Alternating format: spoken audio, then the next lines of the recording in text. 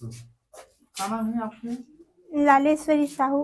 कैसे हुई से घटना? आपके पिताजी कबर जो है खत्म किसे खत्म हो गए? मेरे पापा जी शनिवार को 2 बजे निकले तो जनक के साथ ये स्कूल से आ रही थी तो ये बता रही है कि झनक के साथ पीपल पेड़ के पास पहुंचे तो मीटिंग है दम्मो में, चलो ऐसे करके बोले।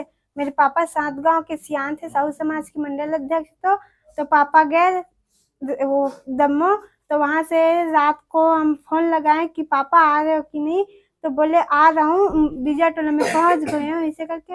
फिर 9 बजे लगाए तो पापा का फोन स्विच ऑफ आ रहा था। फिर रात भर नहीं सो, रात भर फोन लगा रहे थे, फिर भी पापा का फोन नहीं लगा। तो सुबह को गांव के लोग जाकर देखे तो पापा की वहां बॉडी लटक रही थी। तो कुछ विवाद रही से का तो पापा के साथ को? हाँ, रघुनाथ साहू के साथ था। वो मेरे पापा से पहले से उनकी दुश्मनी थी। वो 15 दिन पहले हमारे गांव में मीटिंग हुई थी तो पापा को बोले कि तू मेरा पाला हुआ बकरा है, मैं तुझे कभी भी कब ना मार दूं, कब ना कुचल दूं, तू मेरे एक चटनी का है, मैं तुझे 6 महीने के अंदर में मार कर दिखाऊंगा, तुझे जीने ही नहीं दूंगा 6 महीने तक, ऐसे बोले थे मेरे पापा को रघुनाथ साहू। अभी कितने लोग हैं घर में?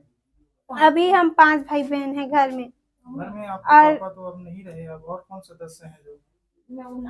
अभी मेरी नानी है और मेरी मम्मी को भी जेल ले गए हैं, और वो यहाँ पास की में भी नहीं है, वो दुर्ग में है। क्यों लेके गए? कुछ बताए हैं? वो उतना नहीं बताए हैं। तो अभी किनके साथ रहते हैं आप लोग? अभी हम लोग हमारी नानी के साथ रहते हैं। क्या नाम है? लालेश्वरी साहू।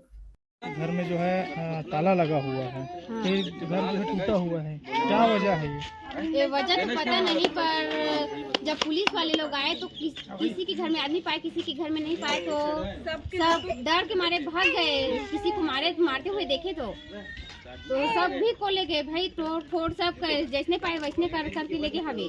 घर के दरवाजा भी तोड़े हैं? हाँ, दरवाजा सब चीज को तोड़ दिए हैं। जिसने पाए जिसने आदमी लंबी जानवर टाइप के पीटन लेके आए। आपके घर में कितने लोग थे? हमारे घर में 3 लोग थे।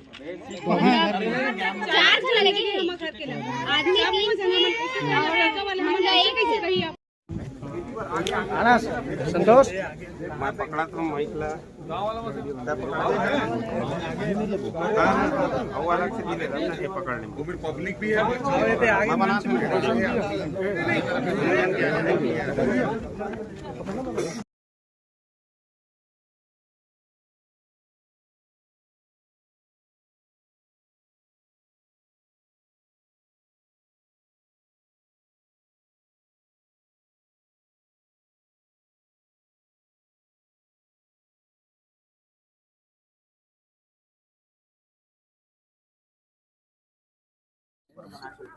देखिए, जो घटनाक्रम है,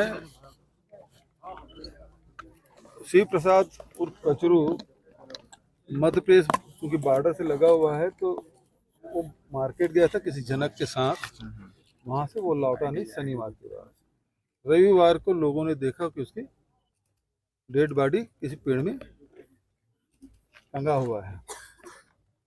और क्योंकि दमाऊ बाजार है तो लोगों का आना जाना लगा रहता है। लोगों ने देखा तो मोटरसाइकिल अलग पड़ा हुआ था, मोबाइल टूटी हुई थी, कपड़े फटे हुए थे। जो जिस कपड़े में फांसी लगाया गया था उसमें भी खून के निशान थे, शरीर में खून के निशान थे। और जब वहाँ मध्य प्रदेश की पुलिस आई और किसी ने कहा ये तो आत्महत्या का केस है, बात तो वहीं से बिगड़ी है। और उसके बाद अभी भी कहा जा रहा है कि पोस्टमार्टम जो प्राइमरी रिपोर्ट आता है उसमें कह रहे हैं कि आत्महत्या है, जबकि गांव वालों का मानना है कि आत्महत्या नहीं है, ये हत्या है। और इस गांव में इसके पहले भी अनेक हत्याएं इस प्रकार से हो चुकी है। कुछ लोग गायब हैं, वो अभी तक के वापस लौटा नहीं है। बहुत सारे मिसिंग भी है और हत्याएं भी हुई है। यहाँ जमीन का पुराना विवाद है, सामाजिक विवाद है, और इसके चलते ये आक्रोश बढ़ता रहा। और जब इसको कहा गया कि हत्या नहीं है आत्महत्या है, तो लोगों का आक्रोश बढ़ा और ये दूसरी जो बड़ी घटना घटी, घर में आग लगी। घर में आग लगी तो ये जानकारी मिली कि पुलिस यहाँ पहुँच चुकी थी। पुलिस की उपस्थिति में घर में आग लगी। पुलिस चाहती तो ये आगजनी को रोका जा सकता था, जो मृत्यु हुई उसे रोका जा सकता था। छत्तीसगढ़ की पुलिस, जबकि टीआई यहाँ और पूरी टीम 8-10 लोग पुलिस वाले यहाँ थे, यदि उस समय रोकते तो हो सकता था रुक जाता, लेकिन ये हुआ नहीं। अब दुर्भाग्यजनक बात यह है कि जो भी घर में है, छत्तीसगढ़ की पुलिस के साथ ये दिक्कत है कि जब घटना हो जाती है तो उसके बाद फिर जो निरपराध लोग हैं उसकी बेदम पिटाई करते हैं, मारते पीटते हैं, घसीटते ले जाते हैं, महिलाओं के साथ बदतमीजी करते हैं, दुर्व्यवहार करते हैं। और अनेक ऐसे लोग उस परिवार के लोग बताए कि वो थे ही नहीं घटना में और उन लोगों को भी ले जाया गया। इसका सबसे बड़ा प्रमाण ये है, जो शिव प्रसाद के पीएम में गए थे पोस्टमार्टम रिपोर्ट पोस्टमार्टम कराने गए थे, उसको भी यहाँ की छत्तीसगढ़ पुलिस उठा के ले गई, क्योंकि ये घटना है रविवार के 10-11 बजे के बाद की घटना है और पीएम करा का है 3-4 बजे। दूसरी बात है, परिवार वालों को देखने तक नहीं दी डेड बॉडी और आनन फानन में उसको दफना दिया गया है। यदि पुलिस ये कह रही है कि ये आत्महत्या है और गांव वालों का ये कहना है कि ये आत्महत्या नहीं हत्या है, तो ये कमेटी कम से कम इस बात की डिमांड करती है कि उसको सेकंड ओपिनियन लिया जाए। अभी डेड बॉडी डिकम्पोज नहीं हुआ है, चोट के निशाने हैं। मैं सरकार से यही मांग करूंगा कि उसके पहली बात यह है कि उसका सेकंड ओपिनियन लिया जाए। यदि ये कहती है कि आत्महत्या है तो सेकंड ओपिनियन होना चाहिए, नंबर 1। नंबर 2, निरपराध लोगों की इस प्रकार से मारपीट नहीं करना चाहिए। तीसरी बात यह है कि जो इंस्पेक्टर है, रघुनाथ के परिवार वाले भी मुझे बताए, इंस्पेक्टर थे, पूरे सिपाही थे और उसकी उपस्थिति में घर में आग लगी उसके सामने तो चाहते तो रोक सकते थे।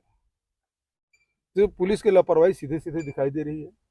कुछ लोग बोल रहे हैं तो एसपी भी आ गए थे और वो वीडियो भी बना रहे थे, रील बनाने में मास्टर हैं वो यदि कार्रवाई करते तो उस समय शायद रोका जा सकता था, जो लोग बता रहे हैं। इसलिए व्यापक रिपोर्ट तैयार करके हम मीडिया से भी बात करेंगे, पीसीसी चीफ को भी देंगे, सीएलपी लीडर को भी देंगे और सरकार को भी देंगे। लेकिन ये जो तनाव बढ़ा है वो सरकार की नाकामी है, उसकी निष्क्रियता है और एक पक्षी जो उनकी कार्रवाई पिछले समय में रही है उसके कारण से घटना घटी, आक्रोश बढ़ा है। इसके लिए कोई जिम्मेदार है तो यहाँ की पुलिस है और यहाँ के गृह मंत्री क्षेत्रीय विधायक। सर, कांग्रेस की मौत को